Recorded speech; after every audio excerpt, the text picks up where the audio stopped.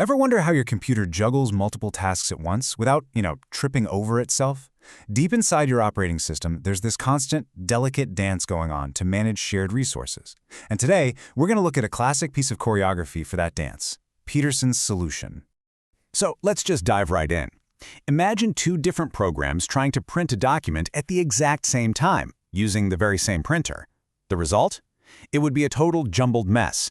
So the question is, how do we enforce a strict one-at-a-time rule using nothing but software? That's the huge problem we're exploring today. All right, here's our game plan. First, we'll break down the core challenge, which is known as the critical section problem. Then we'll meet Peterson's famously humble solution, check out the simple tools it uses, and watch it play out. After that, we're going to put it to the test. And finally, we'll talk about why this classic algorithm is still so important. Okay, so let's set the stage. Before we can really appreciate just how elegant Peterson's solution is, we have to get a solid grip on the exact problem it's designed to solve, the critical section problem. So, what even is a critical section? Well, it's just a fancy term for a piece of code that needs to access a shared resource. That could be a printer, a file, a specific variable in memory, anything.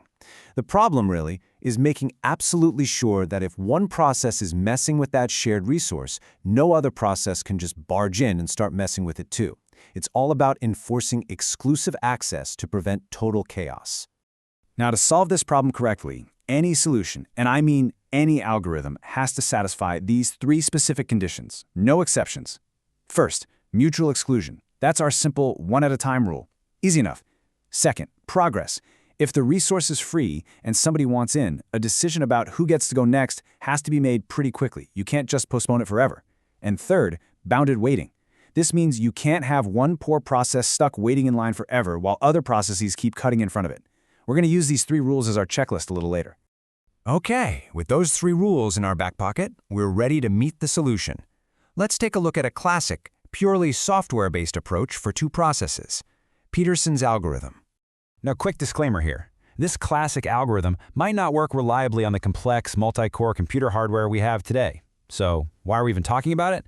Well, because it's a fantastic and perfectly clear example of how to solve this kind of problem in software.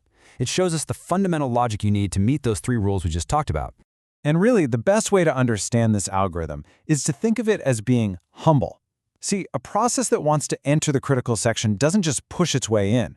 Instead, it politely offers the turn to the other process first. This simple, humble act is the real secret to how the whole thing works. So how does an algorithm act humble? It's not magic, of course. It's all done using just two simple tools, a couple of shared variables that both processes can see and change. The first tool is a flag. This is basically like a process raising its hand and saying, "Hey, excuse me, I'm ready to go in." The second tool is a variable called turn. And this is where the humility comes in. It's how one process can literally say to the other, "You know what? You can have this turn. Go ahead." Okay, so how do these two things, the flags and the turn variable, actually work together? Let's watch the dance play out. We're going to imagine two processes. We'll just call them PI and PJ. And they're both trying to get into the critical section at the exact same moment. Okay, so the very first thing that happens is that both processes raise their flags. As you can see here, PI sets its flag to true and PJ does the same thing. This is both of them saying, "Hey, I'm interested. I want to enter the critical section." And now, here comes that humility we were talking about. Let's just say PI gets to act first. Instead of just barging in, it immediately sets the shared turn variable to J. It's basically saying, "I'm ready, but I insist you, process J, you go first." But here is the really clever part. PJ is also programmed to be humble. A split second later, it does the exact same thing. It sets the turn variable to I. And since that shared variable can only hold one value at a time, the last one to write to it wins. So the final state of the turn variable is now I. And now the moment of truth. Both processes hit a waiting loop where they check two things. Is the other process's flag raised? And is it currently the other process's turn? Let's look at PJ first. Is PI's flag true? Yep. Is the turn equal to I? Yep. So PJ is stuck waiting. Now let's look at PI. Is PJ's flag true? Yes, it is. But is the turn J? No. We know the turn is I. That second condition fails, which breaks the loop, and PI gets to enter the critical section. So that's the whole mechanism. But did it actually work? Let's go back and check it against our 3 rules from the beginning. First up, the big one. Did we get mutual exclusion? Was only one process allowed in at a time? Yes, absolutely. As we just saw, that combination of checking the other process's flag and that shared turn variable guarantees that one process will always be stuck in that waiting loop while the other one goes ahead. Mutual exclusion? Check. Okay, what about rule number 2, progress?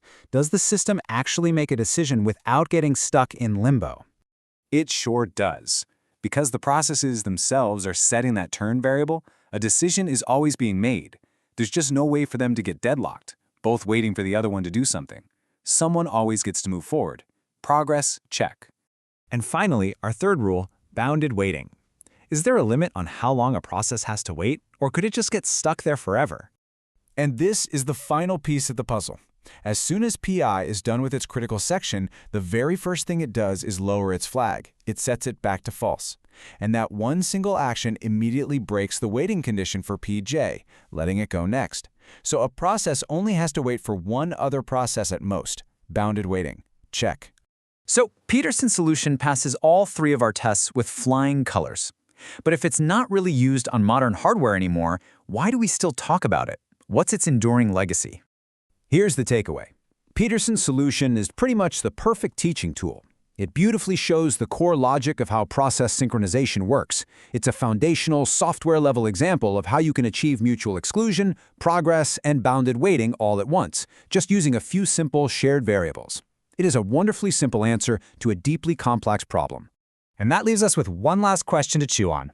This simple, humble algorithm gives us this really elegant solution for 2 processes. But what about the computer in your pocket, or the one on your desk, with multiple cores juggling dozens, maybe hundreds of processes at once? Peterson's solution shows us the fundamental logic, but it really makes you wonder, what new challenges and what new, even more clever solutions do these modern systems need? The core problem doesn't go away, it just gets a whole lot bigger.